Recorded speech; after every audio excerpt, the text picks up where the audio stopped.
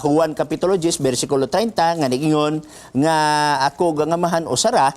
So, ang iyang pangutana din hiigsoon, kanang giingon ni Kristo, nga ako og ang amahan o sara, ang iyang buot ipasabot sa buhat dili sa lawas. Okay, ang iyang buot pasabot kuno, unsa man na siya, sa buhat o dili sa lawas.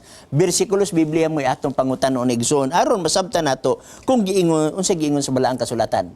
Ang atong solusyon ani igsoon, atong basahon ang context nini.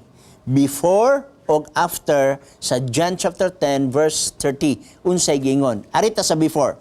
Okay, John chapter 10 verse 26. Okay?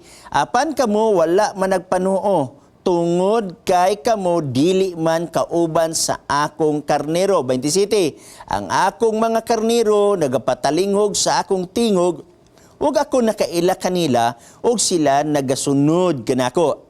O ginahatagan ko sila kinabuhing dayon o sila dili gayod malaglag og walay bisan kinsa nga magaagaw kanila gikan sa akong kamot.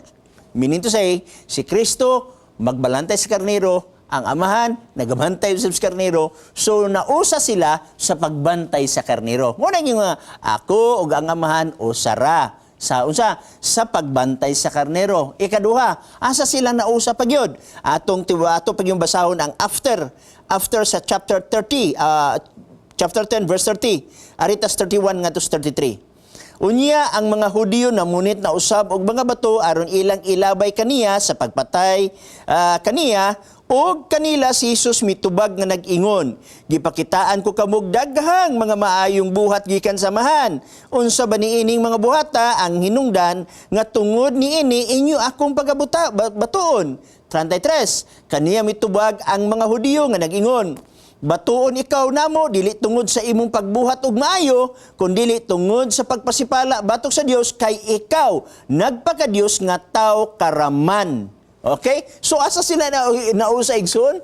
Uy, nausa sa siya sa pagka-Diyos. Diyos ang amahan, Diyos ang si Kristo. Mabitaw nga, nag-ingon ang mga tao nga batuon ka na mo, dili tungod sa mga maayong buhat nga imong gihimo, ikaw pagkabatuon na mo, dili tungod na ng maayong buhat, kundi kay ikaw tao, nagpaka-Diyos. Ang Diyos, ang amahan, Diyos, unya si Kristo, Diyos usab. So imo makita nga dunay usa ka Diyos sa tulo ka persona, apil na niya na ang balaan nga Espiritu. So mao kini ang usa sa gipasabot sa Juan Kapitulo 10 versikulo 30. Dagan salamat nga na ato ni paspasan kay napay dagan nato nga